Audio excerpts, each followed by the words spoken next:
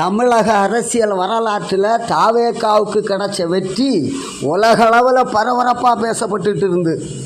ஆனால் இப்போ அதே தாவேகாவுக்கு படபடப்பு ஆரம்பிச்சிட்டு இருக்கு. ஏன்னா இந்த மக்கள்லாம் எதுக்கு ஓட்டு போட்டாங்க? இப்போ இருக்கக்கூடிய முதலமைச்சர் சினிமா நடிகருங்கிற மோகத்தினால அல்ல, பணத்துக்கு மேலே உள்ள ஆசையினால் அல்ல, விளம்பர மயக்கத்தினால அல்ல. திமுக அண்ணா திமுகங்கிற ரெண்டு கழக ஆட்சி தான் அந்த நாட்டை ஆண்டிருக்கு. இனி ஒரு மாற்றம் வேணுங்கிறதுக்காக இந்த மக்கள் சிந்திச்சு ஓட்டு போட்டாங்க. இதுதான் மக்களுக்கு நோக்கம். அல்ல வேறு எந்த சினிமா நடிகர் மோகம், வேறு எந்த நோக்கமும் கிடையாது. ஒரு புதிய ஆட்சி, கழக ஆட்சியை தாண்டி புதிய ஆட்சி வரணுங்கிறக்காக தான் ஓட்டு போட்டாங்க. பரபரப்பாக பேசப்பட்டு தாவேக்காக வெற்றி. ஆனால் இப்போ என்ன நடந்துகிட்ருக்கு? எந்த நோக்கத்துக்காக மக்கள் ஓட்டு போட்டாங்களோ அது ஏமாற போயிட்டு இருக்கு, ஏமாற ஆரம்பித்தாச்சு.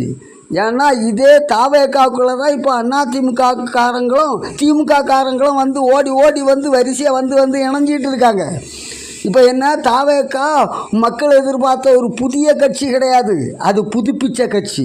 பழைய சோறை சுடுசோட்டுக்குள்ளே கலந்து சாப்பிட்டா சூடு ஆறுற வரைக்கும் நல்லா இருக்கும். சூடு போயிட்டுனா தாவேக்காவுக்கு நிலைமை என்ன? ஏன்னா இப்போ எல்லா உள்ளாட்சி தேர்தல் வரப்போகுது. நாம் தாவேக்காவில் இணைஞ்சாதான் நாம் ஜெயிக்க முடியுங்கிற எண்ணத்தில் தாய் கட்சி துரோகிகளாக இப்போ வந்துட்டு இருக்காங்க. இந்த உள்ளாட்சி தேர்தலில் நின்று ஜெயிக்கலாம், பதவி வாங்கலாங்கிற எண்ணத்துக்காக தான் வந்துட்டு இருக்காங்க. வேறு காரணங்கள். அப்போ என்ன, இப்போ தாவேக்கா என்ன ஆயிற்று? எந்த கழக ஆட்சி வேண்டாங்கிறதுக்காக இப்போ ஒரு வெற்றியை சம்பாதிச்சதோ தாவேக்கா, இப்போ அந்த தாவேக்காக்குள்ளே தான் கழகங்களே கலந்துருக்கு. அதனால் நீங்கள் தயவுசெய்து ரொம்ப ஒன்றும் நிசாரமாக நினைக்க வேண்டியதில்லை. மக்கள் கவனமாக இருப்பாங்க. மக்களை ஏமாற்ற முடியாது. இனி உள்ளாட்சி தேர்தலில் இந்த மக்கள் தீர்ப்பு தருவாங்க. அதனால தான் இப்போது பரபரப்பாக பேசப்பட்ட தாவேக்கா வெற்றி படபடப்பாக பேச ஆரம்பிச்சிட்டு இருக்கு. கவனமாக இருங்க.